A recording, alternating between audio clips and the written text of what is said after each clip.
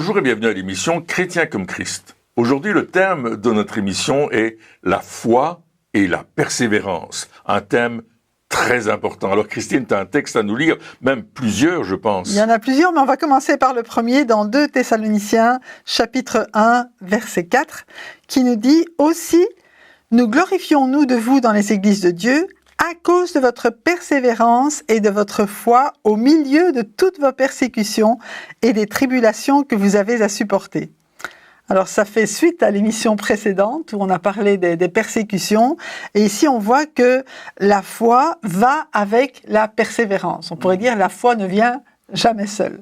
Oui, et puis voilà, donc on est sur le livre, dans le livre L'Appel de Dieu, et puis là on commence un nouveau chapitre, la foi et ses compagnons. Voilà. Et ici, le premier compagnon, on va dire, de la foi, c'est la persévérance ou la patience, hein, ça pourrait être traduit aussi comme ça. Mais ici, on voit vraiment que ça va ensemble, parce que avoir la foi, ça veut dire qu'on croit quelque part que Dieu va faire quelque chose. On en a assez discuté. On sait que Dieu va agir. On a vu les choses, mais après la décision, il y a l'action. Et après l'action, il faut continuer l'action. Et après de continuer l'action, il faut encore continuer. Et c'est ça qui n'est pas toujours évident de persévérer. Qu'est-ce qu'on peut dire vraiment sur la persévérance ? La persévérance, d'abord, c'est quelque chose à long terme. C'est pas, je crois, et tout de suite j'ai reçu, non, à un certain moment, je vais devoir persévérer, c'est-à-dire voir, dans le mot persévérer, il y a le mot voir. Je vois déjà à l'avance ce que je vais avoir, et ce que je vais obtenir parce que j'ai prié pour cela, parce que je l'ai demandé à Dieu, parce que c'est en accord avec sa parole. Alors je dis, puisque tout ça, ces 3 critères sont rassemblés, je vais aller jusqu'à ce que je le reçoive, jusqu'à ce que je le vois s'accomplir. Je vais persévérer. Et bien sûr, la persévérance nous parle d'obstacles, nous parle de difficultés sur le chemin. Nous parle que, c'est pas une promenade tranquille. Il y a quelque chose qui va essayer de bloquer ma foi.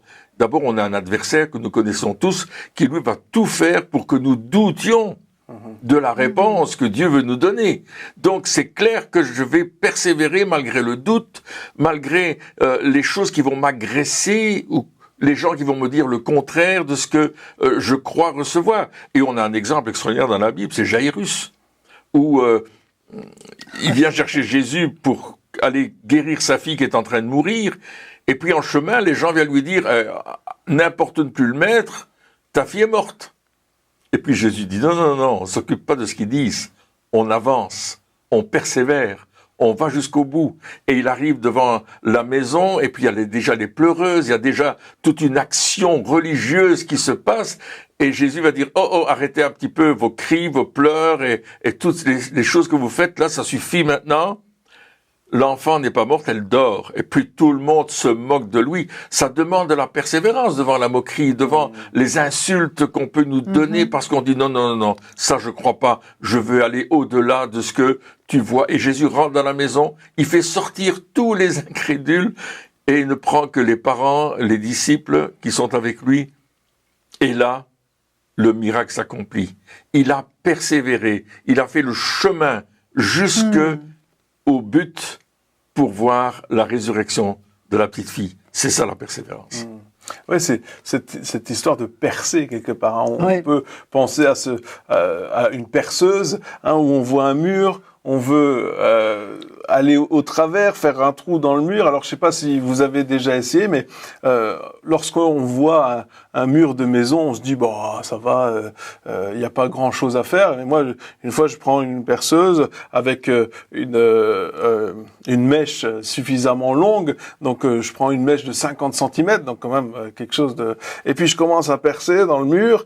Et puis, on arrive à 20 cm et on se dit mais c'est la fin du monde. Hein, surtout quand on n'est pas trop bricoleur ou qu'on n'a pas les outils des professionnels. Et puis on se dit oh là là, mais et puis au début c'est mou et après ça devient dur, après ça devient très dur. Et je me souviens que on avait fait des travaux dans dans un bâtiment où avant c'était une banque.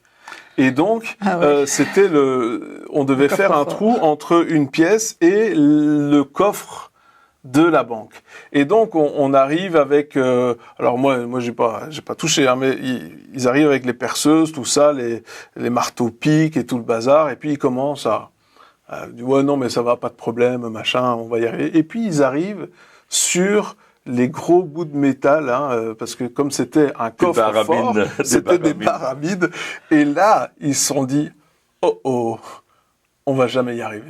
On n'a pas le bon matériel. Et ils ont dû aller louer des trucs, alors je connais même pas les noms tellement mais exprès, spécifique pour faire un trou. C'était le trou d'une porte, hein, pour pouvoir passer. Et ils ont dû percer, ils ont dû persévérer, ils ont dû, et tu disais, on voit le bout, on sait où on va, mais c'est peut-être pas un mur, mais peut-être une glace, c'est-à-dire qu'on voit de l'autre côté, hein, une vitre 25 vitrages, je sais pas moi, on voit de l'autre côté, on voit que c'est là, mais il va falloir que on perce, il va falloir que on aille de l'autre côté. Ici, par exemple, on prend la métaphore et on va encore plus loin, et disons que on veut faire un trou pour faire un tunnel dans une montagne. Hein. Si vous allez en Suisse, vous allez voir, il y en a tout plein. Et là, mais lorsqu'on va percer, alors déjà, on doit avoir, il y a une énorme machine hein, qui fait, mais on va avoir des matériaux différents, une densité de roches différentes, on va tomber sur des trucs qui seront... Et peut-être que ça va casser à un certain moment, ça va casser la machine, on va devoir remplacer, et c'est ça aussi la persévérance. C'est-à-dire que oui, on sait où on va, oui, on a le matériel qu'il faut, mais on va avoir des obstacles, on va tomber sur des trucs qui sont difficiles, il va falloir qu'on continue, il y a des jours où on en aura marre, il y a des jours où on n'en aura pas envie, il y a des jours où on sera découragé, mais comme tu disais tout à l'heure, on va continuer à avancer. Oui. Et je crois qu'il y a une chose importante, c'est que toi tu parles d'outils différents, mais dans la foi, la Bible dit que Jésus, il est celui qui nous donne la foi, qui l'amène à la naissance, mais qui l'amène aussi à la perfection. Ça veut dire que lorsqu'on garde les regards fixés sur Jésus dans ces obstacles-là, eh bien, il va lui-même fortifier notre foi et la rendre capable d'aller plus loin tant qu'on garde les yeux fixés sur lui. Et ça, je pense que c'est vraiment quelque chose d'important parce qu'on peut commencer avec un certain type de foi en disant bah oui, je vais y arriver, comme tu dis, c'est facile. Mais là, au moment où on est devant l'obstacle, on a besoin d'un plus. Et ce plus-là, lorsqu'on regarde à Jésus, il va nous le donner pour qu'on puisse percer. Percer, vous verrez. Hein, percer. C'est ça. C'est plutôt, vous voyez, vous percerez, je sais pas. Mais là, parfois, ton histoire de la glace, c'est bien, mais souvent, on est plus dans le mur. Oui, c'est vrai. Et on ne sait pas à quel moment on va percer. On ne sait pas à quel moment, vraiment, la brèche va se faire. Et c'est pour ça que c'est important de continuer, parce qu'on risque, si on se décourage, de s'arrêter juste à 1 centimètre du but. Donc, il faut vraiment dire, OK, Seigneur, tu m'as conduit dans ce chemin et je veux aller avec toi. Avec toi, je veux aller jusqu'au bout. Et bien souvent, c'est vraiment ça. C'est le moment où c'est le plus difficile, où on est à 1 millimètre de percée. Lorsque, moi, des fois, on doit percer du métal, etc. Et le métal, c'est particulièrement, c'est vraiment ça qui se passe. C'est-à-dire que, au début, c'est difficile. Ensuite, ça devient facile. Donc, il faut pas trop appuyer, sinon on casse la mèche, hein, le métal. Donc, il faut pas trop appuyer. Et puis, c'est l'expérience, hein, ça. J'en ai cassé tellement. Et puis, faut pas trop appuyer. Et puis, à un certain moment, lorsqu'on arrive au dernier millimètre, eh bien, il y a comme et souvent c'est là que la mèche elle casse d'ailleurs, il y a comme un petit quelque chose qui fait tout bloquer, et là, c'est là qu'il faut encore aller doucement et se dire, oui, ça va fonctionner, oui, on va y arriver, et là, tout d'un coup, pop, ça y est. Mais juste avant que ça perce, c'est là qu'il y a comme, alors je n'y connais rien, hein, mais c'est là qu'il y a comme cet arrêt vraiment pour nous empêcher de continuer. Et on parlait d'un mur, souvent dans les maisons aujourd'hui, il y a d'abord, il y a le gyproc, le plâtre, et après seulement il y a la brique. Ouais. Et le plâtre, alors c'est du beurre. Hein. On arrive avec la foi, puis on perce. Oh, mais c'est facile. Oui, mais c'est 1,5 cm le plâtre. Après, il y a les 10-20 cm de briques qui sont là. Et là, c'est plus difficile. Et donc, c'est ça aussi, c'est de se dire, ok, je vais pas juste me dire, prendre les choses à la légère. Je veux avoir cette persévérance constante, en fait. Continuer tout le temps.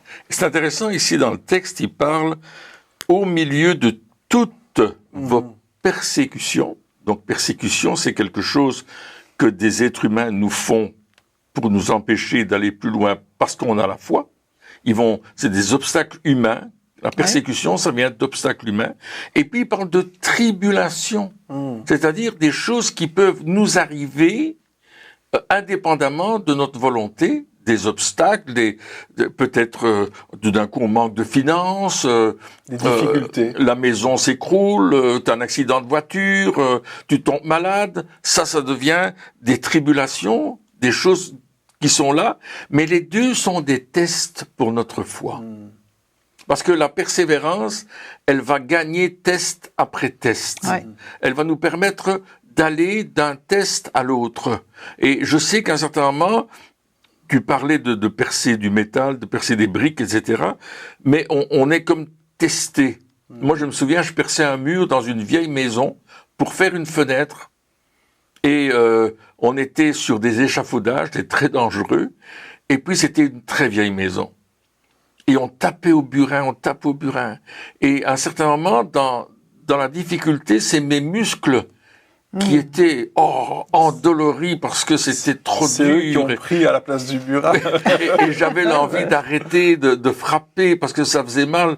Le lendemain, j'ai recommencé et c'était pas facile. Le surlendemain, j'ai continué. Ça a duré une semaine pour faire avec la fatigue des muscles en plus, hein, parce que mais au début, t'es en forme et après, tu sens la fatigue. Exactement. Mais à un certain moment, alors qu'on atteignait le but, c'était devenu facile. C'était comme si le marteau, il était léger, le burin, il pesait plus rien. Puis t'avais pris la discipline. On avait pris la force nous était venue.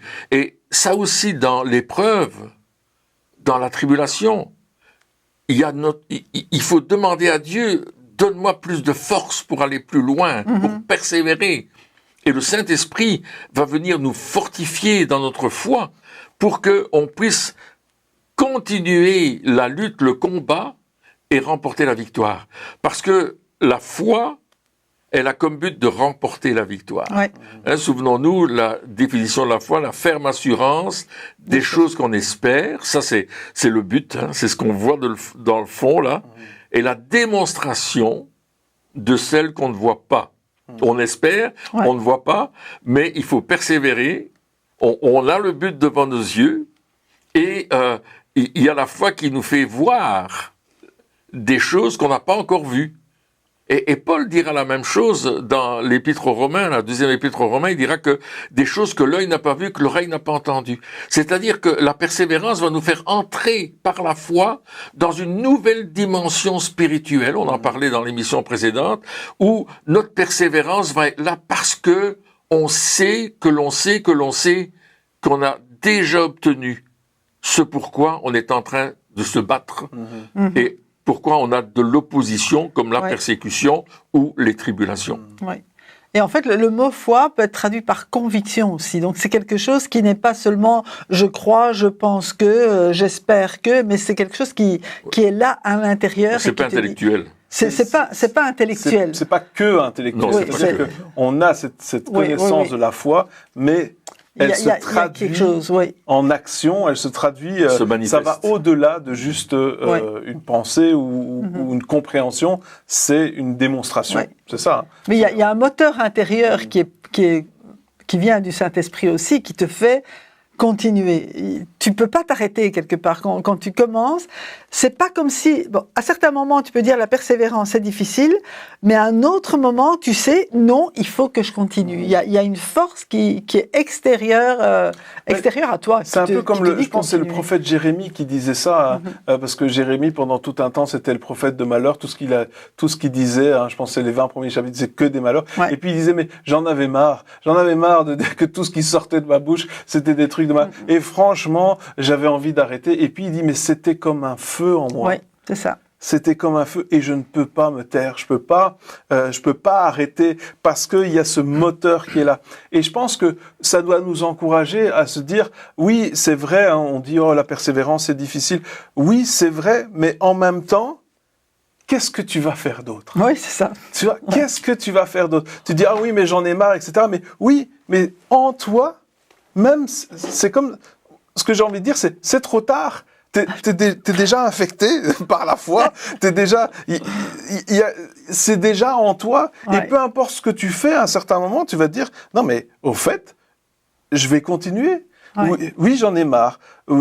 Bien sûr, je vois pas ce qui se passe, parce que là, il est pas en train de dire, ah oui, mais avec la foi, vous aurez pas de tribulation. Non, il est au milieu des persécutions, ouais. Au milieu des tribulations.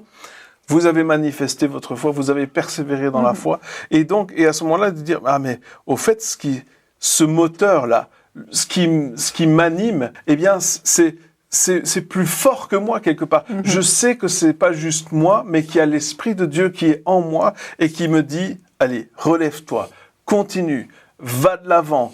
Et bien souvent, c'est à ce moment-là justement qu'on voit les choses qui commencent à changer, on voit là, au moment où on a envie d'arrêter, au moment où c'est le plus difficile et qu'on continue quand même, là, il y a comme un déclic qui se fait. Il y a quelque chose, comme tu disais tout à l'heure, lorsque tu perçais le mur, à un certain moment, c'était au début à l'aise, après un peu plus difficile, puis vraiment très difficile, et puis tout d'un coup, c'est comme s'il y a eu une percée avant la percée, un changement avant le changement. Oui. C'est comme si le mur, il était troué avant d'être troué. Et c'est ça que la persévérance, c'est là qu'elle nous emmène, justement à cette percée. Un nouvel élan juste avant la fin.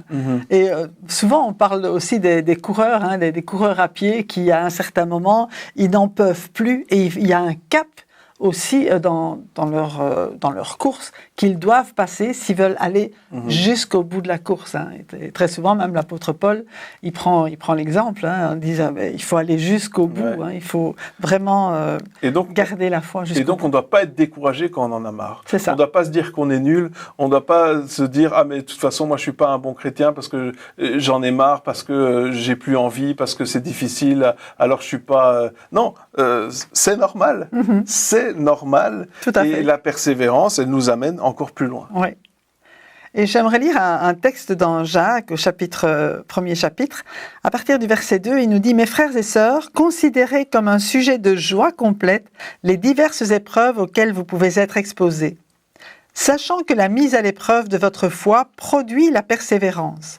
Mais il faut que la persévérance accomplisse parfaitement sa tâche, afin que vous soyez parfaitement qualifiés, sans défaut, et qu'il ne vous manque rien. » Donc ici, on dit les épreuves, c'est quelque chose de bon.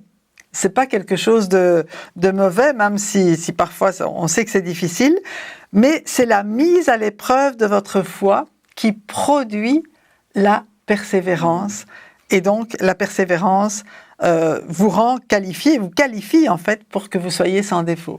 Et c'est quand même extraordinaire parce que c'est dans la persévérance qu'on voit et que non seulement Dieu voit, mais tout le monde peut voir, mais oui, c'est du vrai, c'est du sérieux. La foi, c'est pas quelque chose, comme tu disais, quand tout va bien, c'est pas une pensée de l'esprit, c'est pas une pensée philosophique, c'est quelque chose qui agit et qui va jusqu'au bout et qui porte du fruit. Oui, c'est ça. En fait, tu dis, voilà, je crois ça. Ok, tu crois ça, très bien, c'est bien. T'es prêt à quoi pour ça? Qu'est-ce qui me prouve que tu y crois? Est-ce que c'est juste, ah oui, bien sûr, amen. Ou est-ce que tu dis, non, moi je vais persévérer dans cette optique-là. Je crois que là, ça va fonctionner, alors je vais m'investir.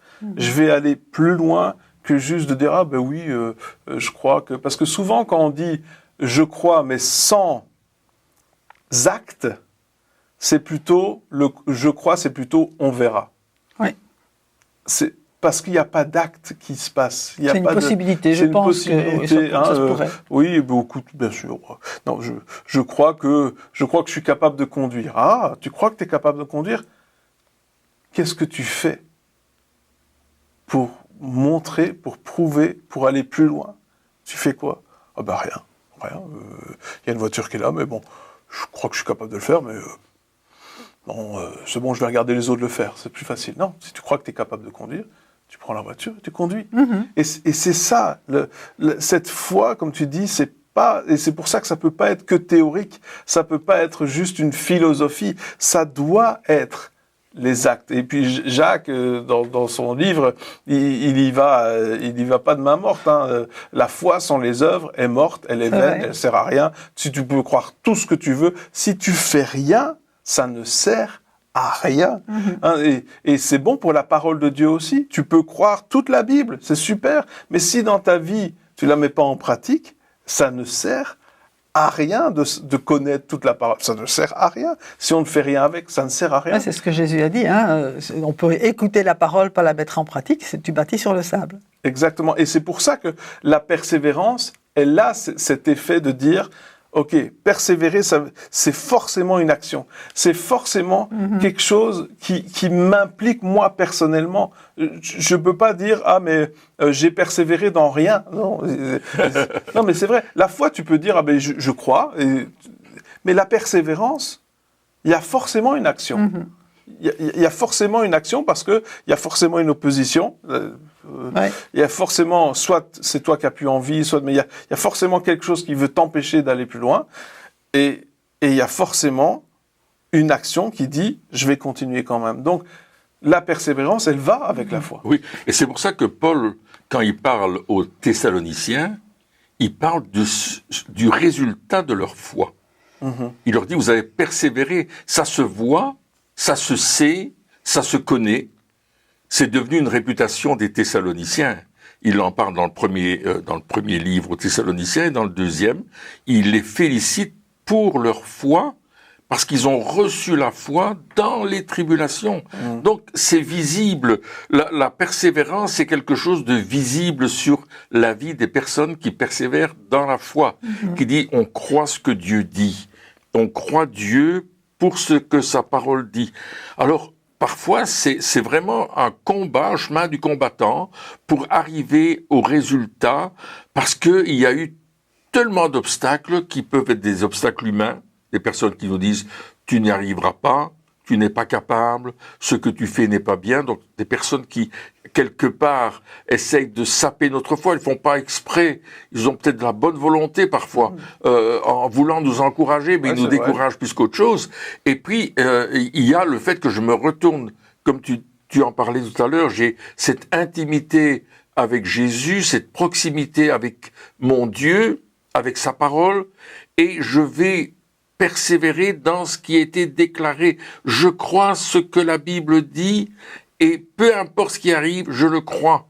Et là, ça nous rend parfois comme des fous aux yeux de ceux qui n'ont pas la foi. Ils se disent mais c'est n'importe quoi, mais qu'est-ce qu'ils croient ces gens-là, alors que en fait nous croyons Dieu qui a créé les cieux par sa parole. Donc on croit sa parole, on croit l'enseignement qu'il nous donne à travers le Saint-Esprit qui nous révèle la vérité, et on va persévérer dans la parole et dans le nom de Jésus. Parce que c'est au nom de Jésus qu'on persévère. La foi, elle est en Jésus-Christ. Avant que je connaisse la foi, je ne connaissais pas Jésus. Je connaissais une religion, une manière de faire les choses. Mais le jour où j'ai rencontré Jésus d'une façon personnelle, là, ma vie a changé et ma foi a commencé à prendre une autre dimension parce que je me suis dit, waouh, Jésus, il a fait tout ça pour moi, il s'est donné à la croix pour moi, il a payé le prix pour me racheter, waouh, je crois en lui pour le pardon de mes péchés, il a changé ma vie et maintenant je crois dans sa parole et je vais avancer avec ce qu'il me déclare. Et là, plus j'ai eu d'intimité avec Jésus, plus ma foi, elle va grandir et plus ma persévérance va devenir solide jusqu'à obtenir ce pourquoi je persévère. Ouais. Et puis, il y a tous ceux qui, avant nous, ont persévéré. Les exemples, et sont des exemples pour nous. Dans Hébreux chapitre 6, verset 12, ils ont dit « Imitez ceux qui, à cause de la persévérance dans la foi, ils ont hérité des promesses. Regardez-les, ne vous relâchez pas, n'abandonnez pas. » On a envie, parce que s'il dit « ne vous relâchez pas », c'est qu'on a envie de se relâcher. C'est qu'on a envie de dire « bon, écoute, j'ai fait mes efforts, j'ai essayé, ça n'a pas marché ». Et on est nombreux à faire ce constat en disant « on a essayé, ça n'a pas fonctionné, maintenant on va en rester là, je pense, on va tourner la page, on va aller voir ailleurs, on va faire autre chose, etc. » Et là, il dit, non, surtout, te relâche pas, regarde ceux avant toi, qui ont eu les mêmes problèmes. Et si on regarde l'histoire, même si on étudie l'histoire aujourd'hui, on voit tellement de personnes qui ont eu des problèmes, qui n'ont pas réussi, comme pour l'ampoule, mais 2000 tentatives qui ont raté, et on demandait, mais tu réponds quoi à ces personnes-là qui t'ont dit, mais toi, t'as raté 2000 fois. Et qu'est-ce que je fais? Je dis, j'allume la lumière.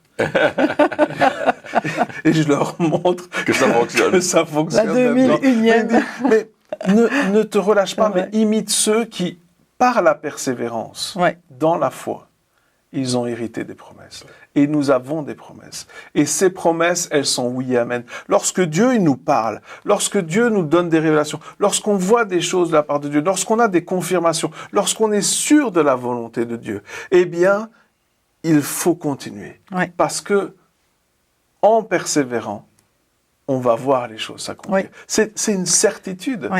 Même si on le voit pas là tout de suite, même si c'est pas comme ça qu'on le ressent, même si à l'intérieur on se dit pouf, moi je suis un raté, j'ai essayé, ça n'a pas marché. Non, continue, persévère, va encore plus loin, n'arrête pas parce que Dieu, il a pour toi des promesses qui sont oui amen et qui vont s'accomplir par la persévérance. La persévérance et la foi, ça fonctionne ensemble. Amen. Eh bien, chers amis, merci encore de nous avoir suivis pour cette émission.